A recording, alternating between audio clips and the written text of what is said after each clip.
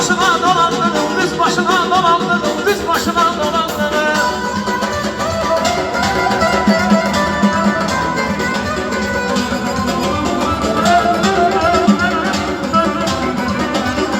Üstünden cehrimize geldi sordu meşaleyi. Huyum derdim attan düştü, huyum derdim attan düştü. Kardeş kurdu meşale, aklın alın meşaleyi, kalbin alın meşaleyi.